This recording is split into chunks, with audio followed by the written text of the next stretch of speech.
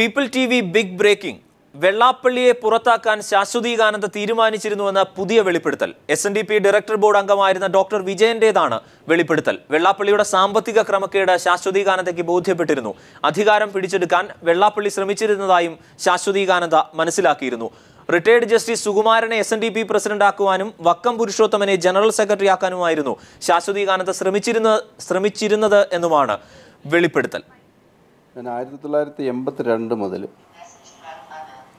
MBBS പാസ്സായി തിരിച്ച് പുറത്തിറങ്ങിയ സമയം മുതൽ ഞാൻ SNDP യോഗത്തിലും SN ട്രസ്റ്റിലും പ്രവർത്തിക്കുന്നുണ്ടായിരുന്നു. കഴിഞ്ഞ ട്രസ്റ്റിൻ്റെയും ഇലക്ഷനിലാണ് ഞാൻ പൂർണ്ണമായിട്ടും പിന്മാറിയത്. 18 വർഷം വെള്ളാപ്പള്ളി നടേശൻ സാറിൻ്റെ കൂടെ ട്രസ്റ്റിൽ ബോർഡ് മെമ്പറായിട്ടും അതിൽ ഏകദേശം ഒരു 12 വർഷത്തോളം SNDP ബോർഡ് ഡയറക്ടറായിട്ടും അദ്ദേഹത്തിൻ്റെ കൂടെ വർക്ക് ചെയ്തിട്ടുണ്ട്. അതിനു മുമ്പ് ജനറൽ സെക്രട്ടറിമാരായിരുന്ന AS Pratap Singh, advocate Gopinathan, doctor Rahulan, MK Raghavan sir, പ്രസിഡന്റുമാരായിരുന്ന KK വിശ്വനാഥൻ, ഡോക്ടർ രാഹുലൻ, ഇവരോടെല്ലാം ഒരുമിച്ച് പ്രവർത്തിച്ചിട്ടുണ്ട്. എങ്ങനെയായിരുന്നു SNDP എന്നുള്ളൊരു പിന്മാറ്റം? ഈ ബോർഡൊന്നും ഇതിലൊക്കെ വേണ്ട നോക്കിയെന്നൊരു ഘട്ടം എങ്ങനെയാണ്? പിന്മാറ്റം, ഞാൻ എൻ്റെ കുടുംബത്തിൽ ആദ്യമായിട്ടാണ് SLC പാസ്സാകുന്നത്. ഇന്ന് എൻ്റെ കുടുംബത്തിലുള്ള എല്ലാവരും പ്രൊഫഷണൽസാണ്. എൻ്റെ ഭാര്യ ഡോക്ടറാണ്, ഞാൻ ഡോക്ടറാണ്, മൂത്ത മോൾ ഡോക്ടറാണ്, അവളുടെ ഭർത്താവ് ഡോക്ടറാണ്, മറ്റൊരു മോൾ എൻജിനീയറാണ്, അവളുടെ ഭർത്താവ് എൻജിനീയറാണ്. ഇതിന് കാരണമെന്ന് പറയുന്നത് SNDP എന്ന് പറയുന്ന സംഘടനയും SN ട്രസ്റ്റുമാണ്. കാരണം എനിക്കന്ന് കോളേജിൽ അഡ്മിഷൻ കിട്ടിയത് മാനേജ്മെൻറ്റ് കോട്ടയിലാണ്. അതുകൊണ്ട് തന്നെ പാസ്സായതിനു ശേഷം ഈ സംഘടനയിൽ പ്രവർത്തിക്കണമെന്ന് താല്പര്യമുണ്ടായിരുന്നു. അങ്ങനെയാണ് സംഘടനയിൽ പ്രവർത്തിക്കാനുണ്ടായ കാരണം. അപ്പോൾ എനിക്ക് ഈ സമുദായം ചെയ്ത, അല്ലെങ്കിൽ സമുദായത്തിൻ്റെ പൂർവികർ ചെയ്ത ഉപകാരം സമുദായത്തിലുള്ള മറ്റുള്ളവർക്ക് കൂടി കിട്ടാൻ എന്തെങ്കിലും സേവനം ചെയ്യണമെന്നുള്ള ആഗ്രഹമുള്ളതുകൊണ്ടാണ് ഇതിൽ പ്രവർത്തിക്കാൻ കാര്യം. വെള്ളാപ്പള്ളി സെക്രട്ടറി ആയതിനു ശേഷം ഈ രീതിയിൽ സമുദായങ്ങൾക്ക് കൂടി ഗുണം കിട്ടുന്ന തരത്തിൽ വിദ്യാഭ്യാസം, അത്തരം കാര്യങ്ങൾ നേരത്തെ ഉണ്ടായിരുന്നതുപോലെ നടന്നിരുന്നു? ആദ്യത്തെ ഒരു ടേൺ, അതായത് ആദ്യത്തെ ഒരു 3 വർഷം പിൻകാലത്ത് നടന്നതുപോലെ തന്നെയാണ് ഏകദേശം നടന്നത്.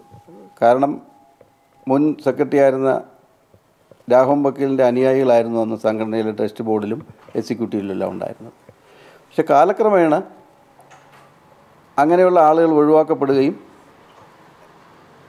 ഈ വിദ്യാഭ്യാസ മേഖലയിലുള്ള പ്രക്രിയ, അഡ്മിഷൻ കൊടുക്കുന്നതായിരുന്നാലും അപ്പോയിൻമെൻറ്റ് ആയിരുന്നാലും മുൻപ് നടന്നതെന്ന് വ്യത്യസ്തമായിട്ട് ആ രീതി മാറി വരികയും ചെയ്തു. അതുകൊണ്ടാണ് ആദ്യം അദ്ദേഹത്തിൻ്റെ കൂടെ നിന്ന ആൾക്കാരെല്ലാം വിട്ടുപോവുകയോ അല്ലെങ്കിൽ പുറത്താക്കപ്പെടുകയോ ചെയ്തതും പുതിയ ആളുകൾ വന്നതും അതുകൊണ്ടാണ്. സമീപകാലത്ത് ഇപ്പോൾ കഴിഞ്ഞ ദിവസങ്ങളിൽ ഏറ്റവും വലിയ വിവാദമായിട്ടുള്ളത് ശാശ്വതീകാനന്ദ സ്വാമിയുടെ മരണവുമായിട്ട് ബന്ധപ്പെട്ടാണ്. അന്നത്തെ ഒരു കേട്ടുകേൾവിയും സ്വാമിയും വെള്ളാപ്പള്ളി ഒരുമിച്ച്, തുഷാർ വെള്ളാപ്പള്ളി ഒരുമിച്ച് ദുബായിൽ പോക്ക്, അതിനൊക്കെ ദൃക്സാക്ഷി കൂടിയായിട്ടുള്ള ഒരാളാണ് ഡോക്ടർ. എന്തായിരുന്നു അന്നത്തെ ഒരു കേട്ടുകേൾവി? അന്ന് ജനറൽ സെക്രട്ടറി വെള്ളാപ്പള്ളി നടേശൻ, തുഷാർ വെള്ളാപ്പള്ളി, ഷാജി വെട്ടുരാൻ, ശാശ്വതാനന്ദ സ്വാമികൾ, പിന്നെ NC കലാധരൻ, ചെല്ലപ്പൻ കണ്ടാക്കിൻ്റെ മകൻ NC കലാധരൻ, മറ്റൊരു ജയൻ എന്ന് പറയുന്ന ചേർത്തലയുള്ള ഒരാൾ, ഇവർ 6 പേരുമാണ് അബുദാബിയിൽ പോകുന്നത്, UAE പോകുന്നത്. തലേ ദിവസം ഞങ്ങൾ വെള്ളനാട് സുരേന്ദ്രൻ്റെയും എൻ്റെയും നേതൃത്വത്തിൽ യാത്രയയപ്പിനും വേണ്ടി കൈതമുക്ക് മന്ദിരത്തിൽ ഞങ്ങളെല്ലാം കൂടിയാണ് യാത്ര അയക്കുന്നത്. തിരിച്ചു വരുമ്പോൾ അദ്ദേഹത്തിൻ്റെ സ്വീകരണത്തിന് വേണ്ടിയും ഞങ്ങൾ ആൾക്കാരെയും വാഹനങ്ങളും സംഘടിപ്പിച്ച് സ്വീകരണം നടത്തിയത് ഞങ്ങളാണ്. പോകുന്നത് വളരെ ആഹ്ലാദത്തോടും നല്ല കാര്യങ്ങൾക്കും വേണ്ടിയാണെന്ന് ഞങ്ങൾക്കറിയാമായിരുന്നു. പക്ഷേ തിരിച്ചു വരുമ്പോഴത്തേക്ക് അവർ ഒരുമിച്ചല്ല വന്നത്. ശാശ്വതാനന്ദ സ്വാമികൾ 3-4 ദിവസം മുമ്പ് നേരത്തെ വന്നു. അപ്പോൾ അന്ന് സംഘടനയിലും സമുദായത്തിലും പറഞ്ഞു കേട്ട രീതി, സംസാരമായിരുന്നത് ഗൾഫിൽ വെച്ച് തുഷാറും അല്ലെങ്കിൽ ജനറൽ സെക്രട്ടറിയും ശാശ്വതാനന്ദ സ്വാമിയും തമ്മിൽ സംഘടനാപരമായിട്ട് സംസാരിച്ച് അഭിപ്രായ വ്യത്യാസം ഉണ്ടായി. അങ്ങനെ അദ്ദേഹം സന്ദർശനം കട്ട് ഷോട്ട് ചെയ്ത് തിരിച്ചു വന്നു എന്നാണ് അന്ന് ഞങ്ങൾ അറിഞ്ഞിരുന്നത്. അന്ന് തുഷാർ അവകാശപ്പെട്ടിരുന്നത് സ്വാമിയുടെ ഇവിടെ ഈ വസ്ത്രം തുടങ്ങിയ കാര്യങ്ങൾ ഗൾഫിൽ പ്രശ്നം ഉണ്ടാക്കുന്നു, അങ്ങനെയാണ് സ്വാമി തിരിച്ചു വന്നത് എന്നാണ്. പിന്നീട് ഈ വാദം തിരുത്തുന്നതായിട്ട് ശ്രദ്ധയപ്പെട്ടിട്ടുണ്ട്. അതെ, അന്ന് ഞങ്ങളൊക്കെ അറിഞ്ഞത്, അന്ന് ജനറൽ സെക്രട്ടറി പറയുന്നത് ഞങ്ങൾക്ക് ആപ്തവാക്യമാണ്. സമുദായത്തിൻ്റെ സമന്വയ നേതാവ്, ഞങ്ങളെല്ലാം അദ്ദേഹത്തിൻ്റെ കൂടെ. അന്ന് അദ്ദേഹം പറയുന്നതിന് ഞങ്ങൾ അവിശ്വസിക്കുന്ന പ്രശ്നം ചോദിക്കുന്നില്ല. അപ്പം അന്ന് അദ്ദേഹം പറഞ്ഞത് സാങ്കേതികമായിട്ട് അവിടെ ഒരു ഹിന്ദു സന്യാസിക്ക് സ്വതന്ത്രമായിട്ട് നടന്ന് പ്രചരണം നടത്താനും സന്ദർശനത്തിനൊക്കെ ബുദ്ധിമുട്ടുണ്ടായി, അതുകൊണ്ട് വന്നുവെന്നാണ് അന്ന് ഞങ്ങൾ അറിഞ്ഞിരുന്നതും അദ്ദേഹം പറഞ്ഞതായിട്ട് ഞാൻ ഓർക്കുന്നത്. ഇപ്പോൾ ഒരു ചാനലിൻ്റെ ചർച്ചയിൽ തുഷാർ വെള്ളാപ്പള്ളി പറയുന്നത് ഇന്നും ഞാൻ ശ്രദ്ധിച്ചിരുന്നു. അത് 2 കല്യാണങ്ങൾക്ക് വേണ്ടി പങ്കെടുക്കാൻ വേണ്ടിയാണ് അദ്ദേഹം ആ സന്ദർശനം മതിയാക്കി തിരിച്ചു വന്നതെന്നാണ് തുഷാർ ഇപ്പോൾ പറയുന്നത്. അന്ന് തുഷാർ ഇത് പറഞ്ഞിരുന്നു എന്ന് ഉള്ളത് എനിക്കറിയില്ല. വെള്ളാപ്പള്ളി SNDPയുടെ ജനറൽ സെക്രട്ടറി സ്ഥാനത്ത് നിന്ന് ഒഴിവാക്കാൻ അന്ന് ആഗ്രഹിച്ചിരുന്നു. 2ാമത്തെ തെരഞ്ഞെടുപ്പിൽ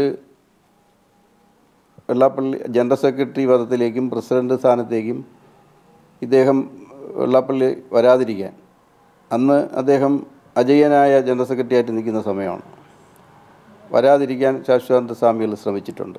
പകരം ആളിനെ കണ്ടെത്താനും ശ്രമിച്ചിട്ടുണ്ട്. അന്ന് വെള്ളാപ്പള്ളി നടേശൻ എന്ന് പറയുന്ന ജനറൽ സെക്രട്ടറി ശങ്കർ സാറിന് ശേഷം മറ്റൊരു ആർ ശങ്കറിൻ്റെ പദവിയിൽ ഇരിക്കുന്ന സന്ദർഭമാണ്, സമുദായത്തിലും സംഘടനയിലും എല്ലാം. ആ സമയത്ത് ശാശ്വതാനന്ദ സ്വാമികൾ ഇദ്ദേഹത്തെ തെരഞ്ഞെടുപ്പിൽ നിന്നും ഒഴിവാക്കാനായിട്ട് ശ്രമം നടത്തി, പകരം ആൾക്കാരെ കണ്ടെത്താനും ശ്രമം നടത്തിയിട്ടുണ്ട്. പക്ഷെ അവർ അനുകൂലമല്ലാത്തതുകൊണ്ട് ആ ഇലക്ഷനിൽ പകരം ആൾക്കാരെ കണ്ടെത്തി ഇദ്ദേഹത്തിനെ മാറ്റാൻ സാധിച്ചില്ല. ശാശ്വതാനന്ദ സ്വാമിയുടെ നേതൃത്വത്തിൽ ആൾക്കാരെ സംഘടിപ്പിച്ചിരുന്നു അന്ന്. എൻ്റെ ഓർമ്മ ശരിയാണെങ്കിൽ ഒരു റിട്ടയേർഡ് ജഡ്ജി സുകുമാര സാറിനെയും ശ്രീ വക്കം പുരുഷോത്തമനെ പ്രസിഡൻ്റായിട്ടും ഇദ്ദേഹത്തിന് സെക്രട്ടറി ആയിട്ടുമൊക്കെ നിർത്തി മത്സരിപ്പിച്ച് വെള്ളാപ്പള്ളി നടേശൻ സാറിനെ പുറത്താക്കാനായിട്ട് ശാശ്വതാനന്ദ സ്വാമികൾ ശ്രമിച്ചിരുന്നു അന്ന്. അത് ഞങ്ങൾക്കറിയാം. കാരണം എന്താണെന്ന് അറിയത്തില്ല. ഒരു ശ്രമം സ്വാമിയുടെ ഭാഗത്തുനിന്ന് ഉണ്ടായി എന്ന് അറിയാം, അദ്ദേഹത്തിനും അറിയാമായിരുന്നു. ഈ ദുബായിൽ നിന്ന് വന്നതിന് ശേഷം പിന്നെ ശാശ്വതാനന്ദ സ്വാമിയെ കണ്ടിട്ടുണ്ടോ? ദുബായിൽ നിന്ന് വന്നതിന് ശേഷം ഒരു 2-3 ദിവസം, മരിക്കുന്നതിന് മുമ്പ് ഒരു ദിവസം ഞാൻ കണ്ടിരുന്നു. മുട്ടട അദ്ദേഹത്തിൻ്റെ വീട്ടിൽ വെച്ച് കണ്ടിരുന്നു. എന്നാൽ അദ്ദേഹം സാധാരണ ക്ലീൻ ഷേവ്, മുടിയും ക്ലീനായിട്ട് ഷേവ് ചെയ്തിരിക്കുന്നയാൾ അല്പം ഷേവ് ചെയ്യാതെ കുറച്ച് താടി മീശയൊക്കെ അല്പം വളർന്ന ഒരു രീതിയിലാണ് ഞാൻ അന്ന് കണ്ടത്.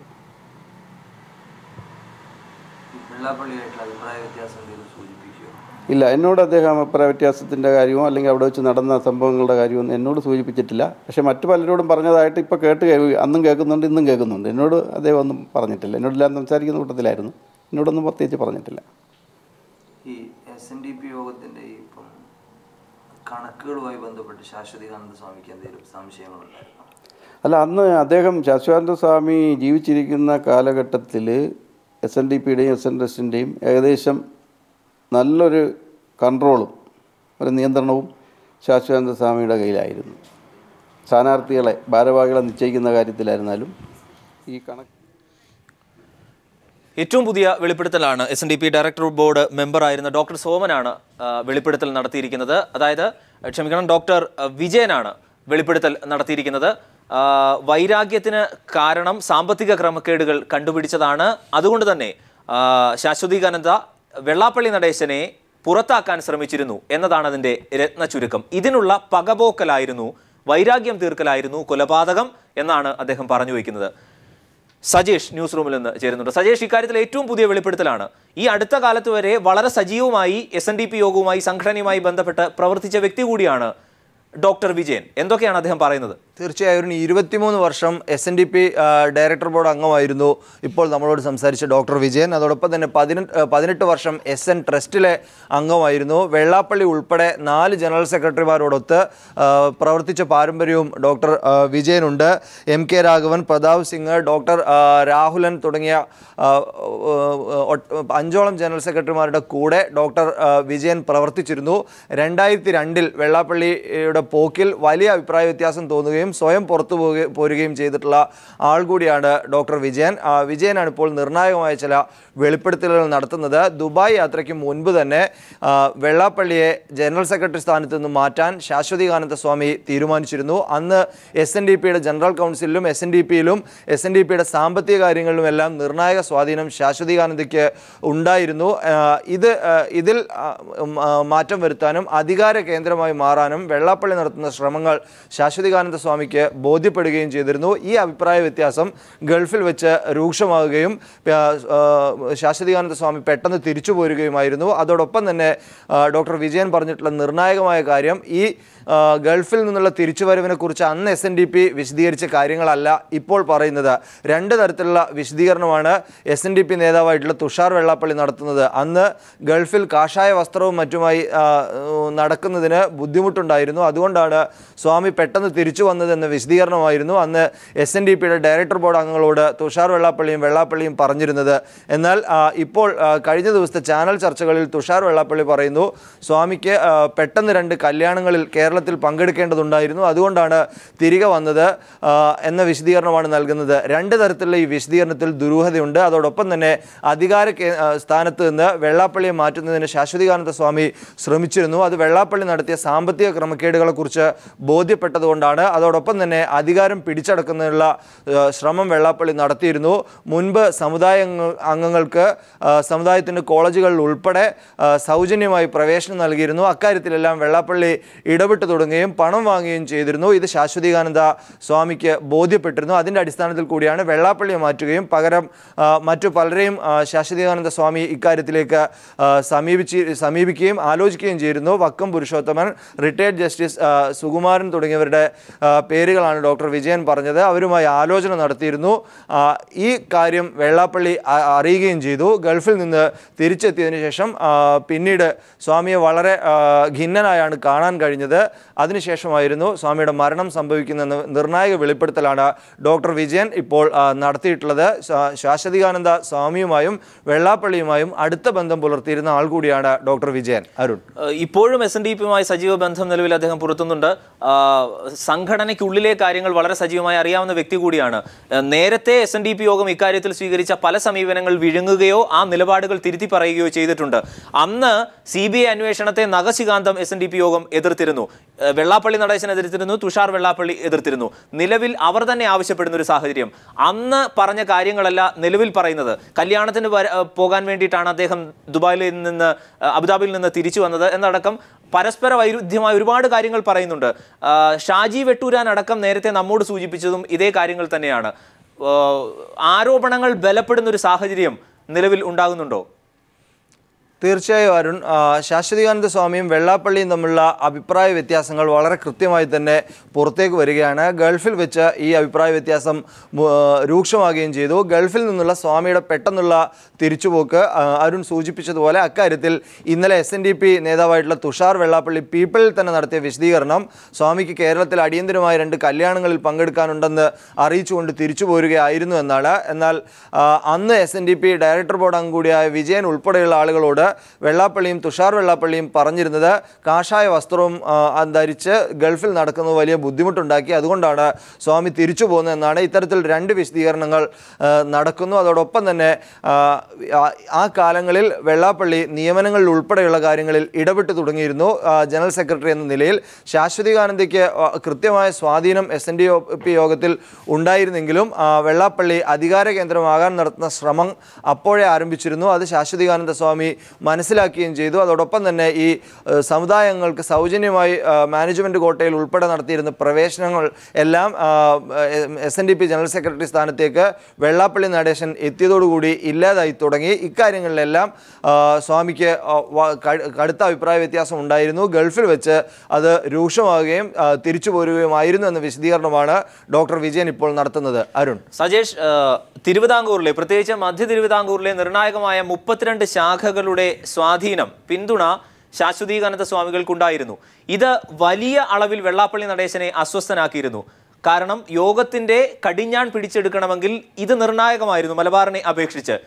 അത്തരത്തിൽ വളരെ അസ്വാസ്ഥ്യം അനുഭവിക്കുകയും അതിൻ്റെ ആകത്തുകയാണ് ഈ ചെയ്തത് എന്ന ആരോപണം അന്നേ ഉണ്ടായിരുന്നു. അതിനെ ബലപ്പെടുത്തുന്ന തരത്തിലുള്ള വെളിപ്പെടുത്തലുകളാണോ നിലവിൽ ഈ ലഭിക്കുന്നത്? തീർച്ചയായും അരുൺ, ഇക്കാര്യത്തിൽ ഡോക്ടർ വിജയൻ നൽകുന്ന വിശദീകരണം, ഈ പ്രധാനമായ അഭിപ്രായ വ്യത്യാസം ഉണ്ടായിരുന്നത് SN ട്രസ്റ്റിൻ്റെ കീഴിലുള്ള കോളേജുകളിലെ പ്രവേശനവുമായി ബന്ധപ്പെട്ടാണ്. അതോടൊപ്പം തന്നെ ശാശ്വതീകാനന്ദ സ്വാമി നിർണായകമായ സ്വാധീനം സാമ്പത്തിക കാര്യങ്ങളിൽ. സജീഷ്, ഡോക്ടർ വിജയൻ അദ്ദേഹം തന്നെ നമുക്കൊപ്പം ടെലിഫോൺ ലൈനിൽ ചേരുന്നുണ്ട്. ശ്രീ വിജയൻ, എന്താണ് സംഭവിച്ചത് എന്നാണ് താങ്കൾ കരുതുന്നത്?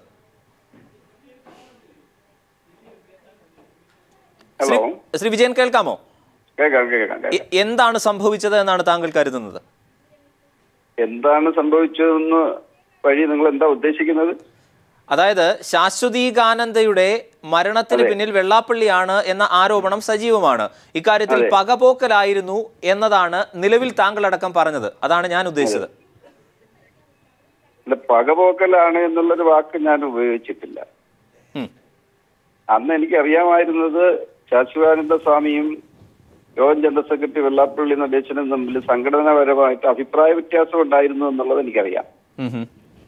അത് പകയപ്പോക്കലാണ് എന്ന് പുറത്തു പറയുന്നതല്ലാതെ എനിക്ക് വ്യക്തിപരമായി അങ്ങനെ ഒരു അഭിപ്രായം ഇല്ല, ഞാനങ്ങനെ പറഞ്ഞിട്ടില്ല.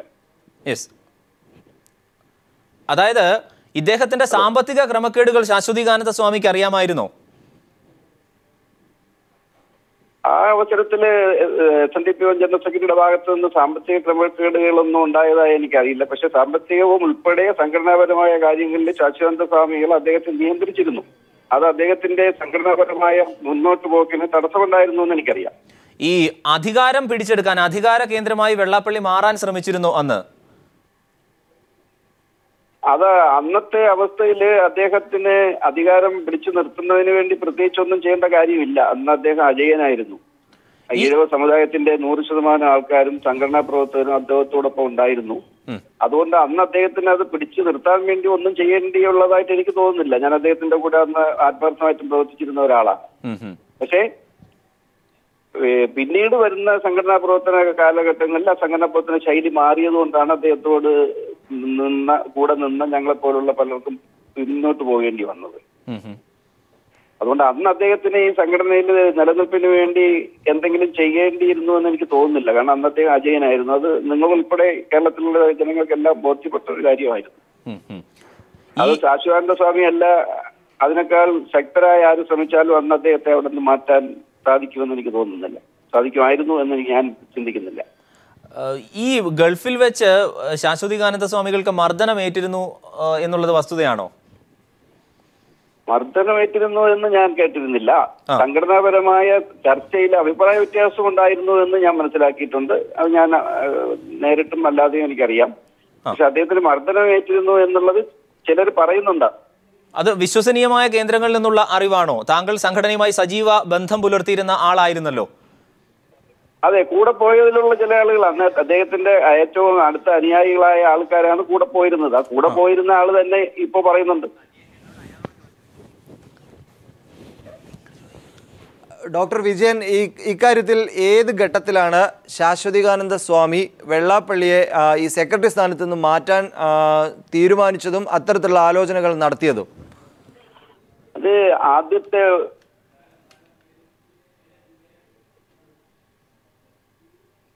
ഡോക്ടർ വിജയൻ കേൾക്കാമോ? കേൾക്കാം.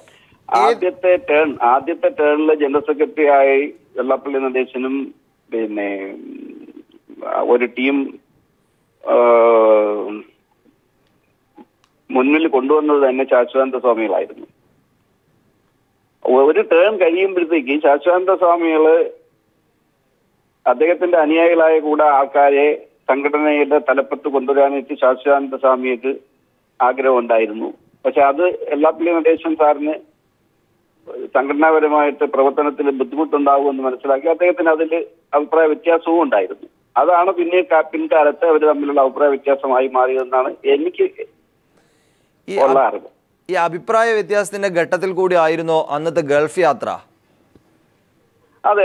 അന്ന് അഭിപ്രായ വ്യത്യാസം ഉണ്ടായിരുന്നു. അവർ ഗൾഫ് യാത്രയിൽ പോകുന്നതിന് മുമ്പ് തന്നെ ഈ സംഘടനാപരമായിട്ട് ശാശ്വതാനന്ദ സ്വാമിക്കും ശ്രീ വെള്ളാപ്പള്ളി നടേശൻ സാറിനും തമ്മിൽ അഭിപ്രായ വ്യത്യാസം ഉണ്ടായിരുന്നു. ഈ ഗൾഫ് യാത്രയിൽ വെച്ച് ഇത് മൂർച്ഛിക്കുകയും സ്വാമി പെട്ടെന്ന് തിരിച്ചു വരികയും ചെയ്തു എന്നാണോ താങ്കൾ ഉൾപ്പെടെയുള്ളവർ അനുമാനിക്കുന്നത്?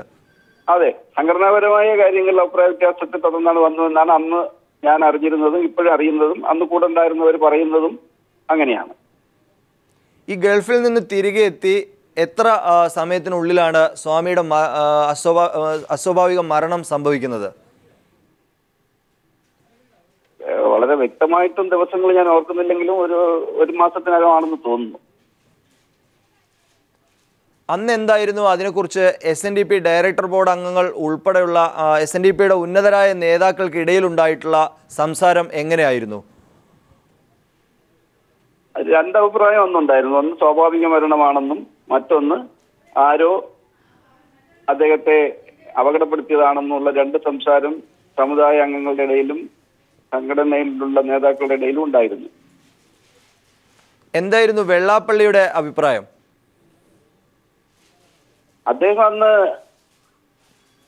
അദ്ദേഹത്തിന്റെ അഭിപ്രായം എനിക്ക് വ്യക്തമായിട്ട് പറയാൻ സാധിക്കില്ല. അദ്ദേഹം അന്ന് ഇത് സ്വാഭാവിക മരണം ആയിരിക്കുമെന്നാണ് അദ്ദേഹം വിശ്വസിച്ചിരുന്നതും അതിൽ പിന്നീട് ഈ അഭിപ്രായ വ്യത്യാസങ്ങൾ ഉണ്ടാകും എന്നും അദ്ദേഹത്തിന് ചില സംഘടനയിലുള്ള വിരോധികളോ അല്ലെങ്കിൽ മറ്റു ചിലരോ അദ്ദേഹത്തിന്റെ പേര് ഭാവിയിൽ പറയുമെന്നും അദ്ദേഹം മനസ്സിലാക്കിയിരുന്നു. അതുകൊണ്ടാണ് അദ്ദേഹം അത് പോസ്റ്റ്മോർട്ടം ചെയ്യണമെന്ന് നിർബന്ധിക്കുകയും അന്ന് പോസ്റ്റ്മോർട്ടം ചെയ്യിപ്പിക്കുകയും ചെയ്തത് അദ്ദേഹം കൂടി മുൻകൈ എടുത്തുകൊണ്ട് തന്നെയാണ്. ഈ അസ്വാഭാവിക മരണമാണെന്ന സംശയം ഉണ്ടാകുമ്പോൾ അന്നത്തെ സാഹചര്യത്തിൽ അത് അസ്വാഭാവിക മരണമാണോ അന്ന് അന്വേഷിക്കേണ്ടിയിരുന്നത് ആരായിരുന്നു? SNDPയുടെ നേതൃത്വത്തിലുണ്ടായിരുന്ന വെള്ളാപ്പള്ളി നടേശനെ പോലുള്ളവർ തന്നെയല്ലേ അന്വേഷിച്ച് സത്യം പുറത്തു കൊണ്ടുവരേണ്ടിയിരുന്നത്? അന്ന് അദ്ദേഹത്തിന് അങ്ങനെ ഒരു അഭിപ്രായം ഇല്ലാത്ത സ്ഥിതിക്ക് അദ്ദേഹം അത് അന്വേഷണത്തിന് മുൻകൈ എടുക്കേണ്ടിയിരുന്നു എന്ന് എനിക്ക് അഭിപ്രായമില്ല. അന്ന് ഈ ആരോപണം ഉന്നയിച്ചവരാണ് അത് തെളിയിക്കേണ്ടിയിരുന്നതും അതിന് മുൻപോട്ട് പോകേണ്ടിയിരുന്നതും. അതിന് അദ്ദേഹം അന്ന് തടസ്സമായിരുന്നില്ല. ഏത് അന്വേഷണത്തിനും അദ്ദേഹം അന്ന് തടസ്സമായിരുന്നു എന്ന് എനിക്ക് അഭിപ്രായമില്ല. ഈ ഡോക്ടർ സോമൻ, ഇപ്പോൾ SNDPയുടെ അധ്യക്ഷനായിട്ടുള്ള ഡോക്ടർ സോമൻ ഉൾപ്പെടെയുള്ളവർ അന്ന് സംഘടനാ രംഗത്തുണ്ടോ? എന്റെ അറിവിൽ അന്ന് ഡോക്ടർ സോമൻ സംഘടനയുടെ സംസ്ഥാന നേതൃതലത്തിൽ ഉണ്ടായിരുന്നതായിട്ട് എനിക്ക് അറിവില്ല. അദ്ദേഹം പ്രസിഡന്റ് ആയതിനു ശേഷമാണ് ഞാൻ അദ്ദേഹത്തെ നേരിട്ട് കാണുന്നതും പരിചയപ്പെടുന്നതും മനസ്സിലാക്കുന്നത്. അതിനു മുമ്പ് എന്നോടൊപ്പം അദ്ദേഹം ഡയറക്ടർ ബോർഡിലോ അല്ലെങ്കിൽ SNDP യോഗത്തിന്റെ സംസ്ഥാന നേതൃതലത്തിലോ പ്രവർത്തിച്ചതായിട്ട് എനിക്കറിവില്ല.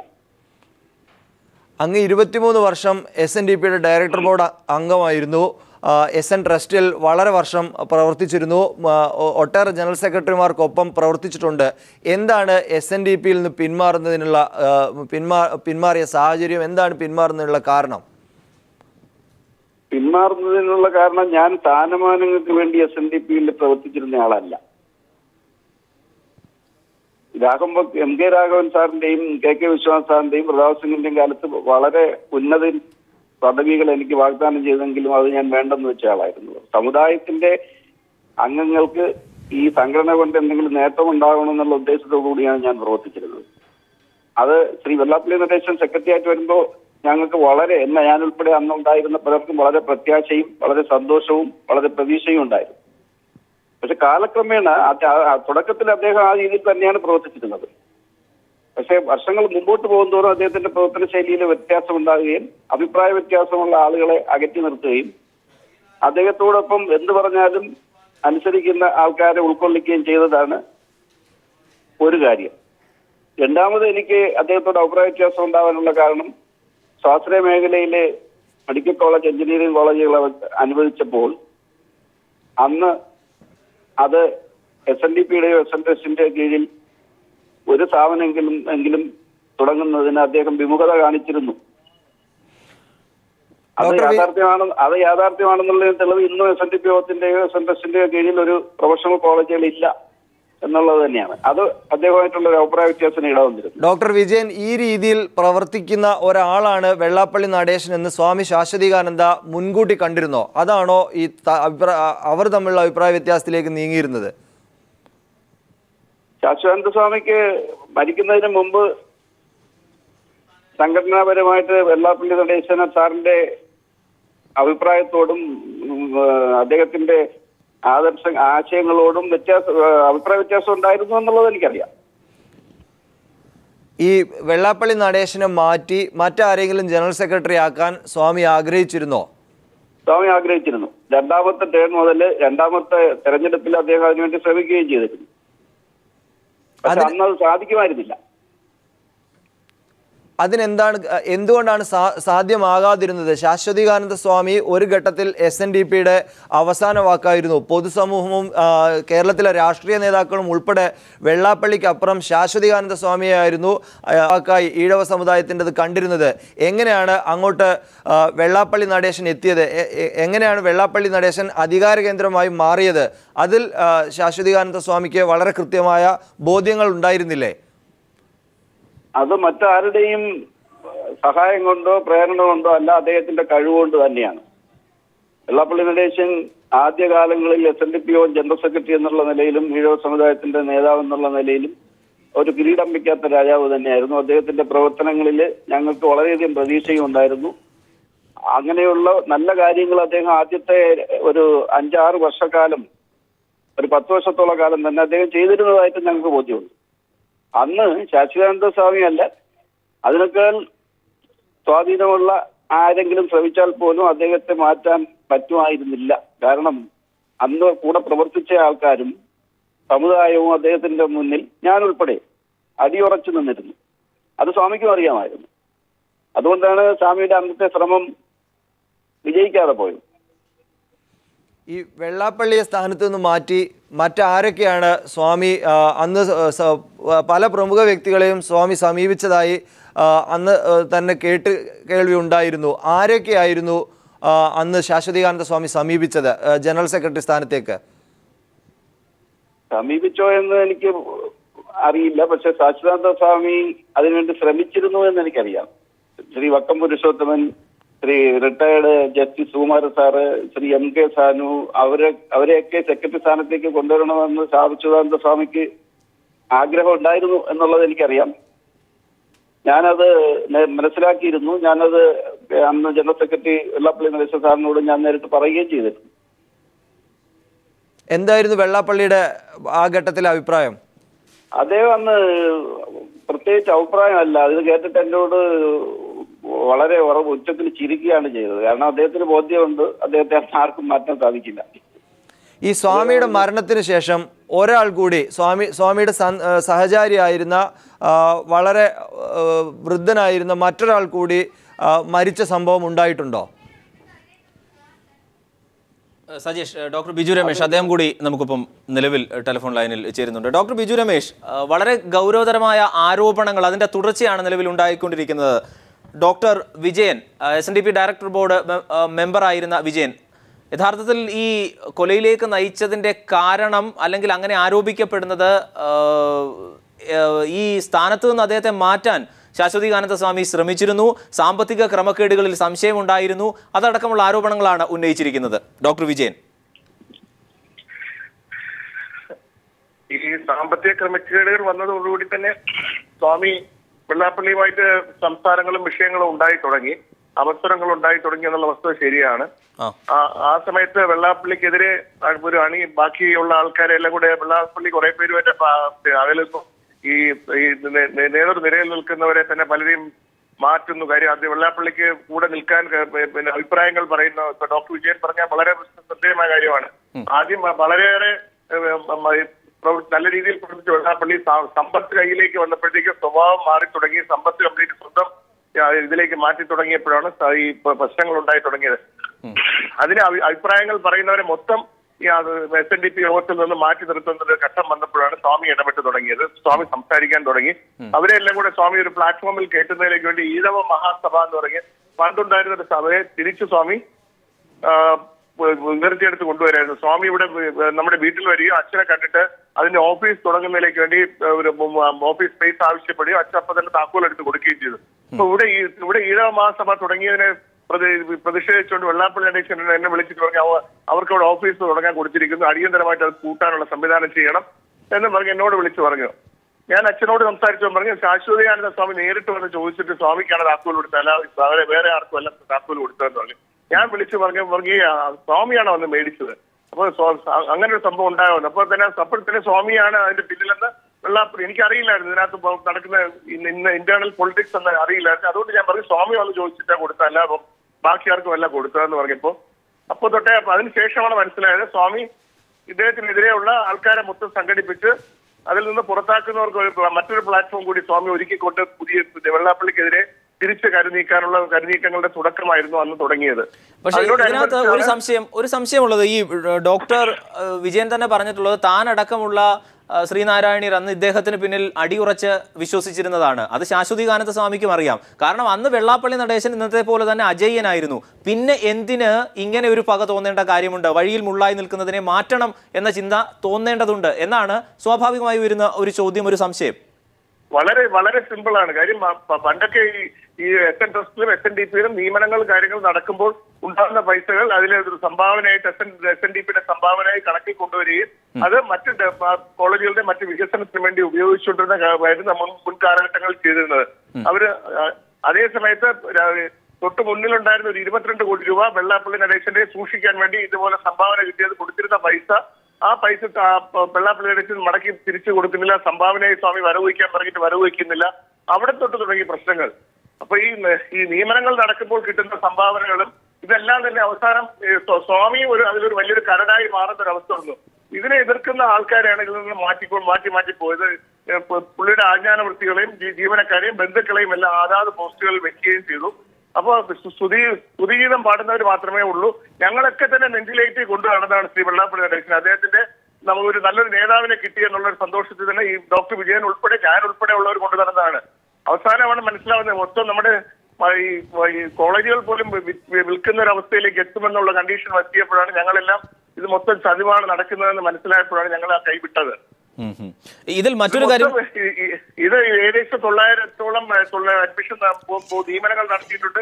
ഈ സംവരണത്തിൽ കിട്ടുന്ന 20% ഈഴവർക്ക് കിട്ടുന്ന സീറ്റുകളിൽ പോലും പൈസ വാങ്ങിയിട്ടല്ലാതെ ഒരു കുട്ടിക്ക് പോലും അഡ്മിഷൻ പ്രവേശനം കൊടുത്തിട്ടില്ല എന്നുള്ള വസ്തുത ഇതൊക്കെ സ്വാമി വളരെ വിമർശിക്കുകയും സ്വാമി അതിനെ എതിർക്കുകയും ചെയ്തു. അങ്ങനെ ചെയ്യരുത് എന്ന് പറഞ്ഞപ്പോൾ സ്വാമി വളരെ ഒരു കരടായി മാറുന്നുണ്ടായിരുന്നു. എല്ലാത്തിനും സ്വാമി ഇന്റർഫിയർ ചെയ്യുന്നു, സ്വാമി ഇടപെടുന്നു, സാമ്പത്തികങ്ങൾ കണക്ക് ചോദിക്കുന്നു. സ്വാമി കണക്ക് ചോദിക്കാൻ ആര് എന്നുള്ള ഒരു അവസ്ഥയിലേക്ക് കാര്യങ്ങൾ എത്തി.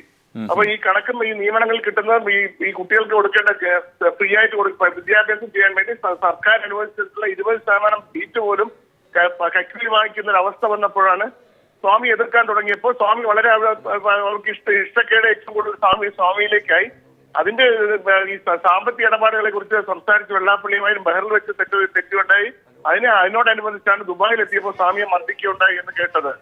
സ്വാമി ഇവിടെ വന്നതിന് ശേഷം ശരീരത്തിലെ മർദ്ദിച്ച പാടുകൾ കാണിച്ചു എന്ന് ജോയ്സൺ അടക്കമുള്ള ചിലർ എന്നോട് വന്ന് പറയുകയും ചെയ്തു. സ്വാമിയുടെ വളരെ അടുത്ത് കൂടെ സഞ്ചരിക്കുന്ന ഒരു വ്യക്തിയായിരുന്നു ജോയ്സൺ. സ്വാമി ഷോൾ ഉരുങ്ങിയ ശരീരത്തിലെ പാട് കാണിച്ചു എന്നാണ് എന്നോട് പറഞ്ഞത്. അപ്പൊ അതിന്റെ അടുത്ത ദിവസമാണ് സ്വാമി കൊല്ലപ്പെടുന്നത്. അതിൽ ഒരുപാട് ദുരൂഹതയുണ്ട്. കൊല്ലപ്പെട്ട് കഴിഞ്ഞിട്ട് നേരെ വെള്ളാപ്പള്ളി വരുന്നത് മുട്ടടയിലുള്ള അദ്ദേഹത്തിന്റെ വസതിയിലേക്കാണ് വരുന്നത്. അല്ല ഫ്യൂണറിൽ നിൽക്കുന്നതിന് പകരം വന്ന് അദ്ദേഹം സ്വാമിയുടെ അലമാരയിൽ ഉണ്ടായിരുന്ന മുഴുവൻ രേഖകളും ബുക്കുകളും ഡയറി ഉൾപ്പെടെയുള്ള സംഭവം അവിടെ എടുത്ത് മാറ്റിയാണ് ഉണ്ടായത്. ഇതിൽ മറ്റൊരു കാര്യം കൂടി, അതായത് ഈ താങ്കൾ പറഞ്ഞു സമാന്തരമായ ഒരു വേദിക്ക് വേണ്ടി ശാശ്വതീകാനന്ദ സ്വാമി ശ്രമിച്ചിരുന്നു, അത്തരത്തിൽ ശ്രീനാരായണീയരെ ഒരുമിപ്പിച്ച് ഇദ്ദേഹത്തിനെതിരായി ഒരു നീക്കം എന്ന തരത്തിൽ. അങ്ങനെ ഈ മധ്യ തിരുവിതാംകൂറിലെ, പ്രത്യേകിച്ച് തിരുവിതാംകൂറിലെ 33 ശാഖകളുടെ സ്വാധീനം നിർണായകമായി ശാശ്വതീകാനന്ദ സ്വാമികൾക്ക് ഉണ്ടായിരുന്നു. അത് വെള്ളാപ്പള്ളി നടേശനെ വല്ലാതെ അലോസരപ്പെടുത്തിയിരുന്നു എന്നും ഒരു കഥ കേൾക്കുന്നുണ്ടായിരുന്നു. ഇതിലെന്തെങ്കിലും സത്യമുണ്ടോ? അത്ര യൂണിയൻ, പ്രധാനപ്പെട്ട യൂണിയനുകളെല്ലാം തന്നെ സ്വാമിക്ക് എല്ലാ സ്ഥലങ്ങളിലുള്ള വ്യക്തികളുമായി, യൂണിയനുകൾ ഭാരവാഹികളുമായി നേരിട്ട് സ്വാമിക്ക് ബന്ധമുണ്ടായിരുന്നു. എല്ലാ സ്ഥലങ്ങളിലും സ്വാമി യൂണിയൻ ഓഫീസുകളിൽ ശാഖയായാലും അവിടെ പോവുകയും ഇരിക്കുകയും അവരുടെ പ്രശ്നങ്ങൾ കേൾക്കുകയും അതിന് പരിഹാരം പറയുകയും ചെയ്യുന്ന സ്വാമി. ഒരു സ്ഥലത്ത് ചെല്ലുന്നെങ്കിൽ അവിടുത്തെ യൂണിയൻ ഓഫീസിലോ അല്ല യൂണിയൻ പ്രസിഡന്റ് വീട്ടിലോ ഒക്കെ ആയിരിക്കും ചെന്നിരുന്നിട്ട് ആ പ്രദേശത്തുള്ളവരെല്ലാം നേരത്തെ അപ്പോയിന്റ്മെന്റ് കൊടുക്കുന്നത് അവിടെ വരാൻ പറഞ്ഞിട്ടാണ് കൊടുക്കുന്നത്. അങ്ങനെ ഒരു വളരെ വെള്ളാപ്പള്ളി നടേശനേക്കാളും കൂടുതൽ ഈ സമുദായത്തിലെ അംഗങ്ങളുമായിട്ടും സമുദായത്തിൽ ഉപരി മറ്റു സമുദായത്തിലെ അംഗങ്ങളുമായിട്ടും ഒക്കെ തന്നെ വളരെയേറെ വ്യക്തിബന്ധമുണ്ടായിരുന്ന ഒരു സന്യാസി ശ്രേഷ്ഠനായിരുന്നു ശ്രീ ശാശ്വതീകാനന്ദ സ്വാമി. അത് തന്നെ വെള്ളാപ്പള്ളിക്ക് വളരെ ഒരു ഭയം സ്വാമിയിൽ ഉണ്ടായിരുന്ന കാര്യം. സ്വാമി പറഞ്ഞാലാണ്, സ്വാമിക്കാണ് ഫസ്റ്റ് പ്രയോറിറ്റി എല്ലാവരും കൊടുക്കുന്നത്. സ്വാമി പറഞ്ഞാൽ അതിനപ്പുറത്തോട്ട് ആരും ചലിക്കാത്തൊരവസ്ഥ നിന്നപ്പോൾ സ്വാമി ഇദ്ദേഹത്തിനെതിരെ കരുനീക്കിയാൽ പെട്ടെന്ന് ഒരു അറ്റാക്ക് ചെയ്യാൻ പറ്റുന്ന അവസ്ഥയിലേക്ക് കാര്യങ്ങൾ എത്തും എന്നുള്ളത് കൊണ്ട് തന്നെയാണ് സ്വാമിയെ അതിൽ നിന്ന് തുടച്ചു നീക്കാൻ തീരുമാനിച്ചത് എന്നാണ് തന്നെയാണ് ഞങ്ങളൊക്കെ വിലയിരുത്തുന്നത്.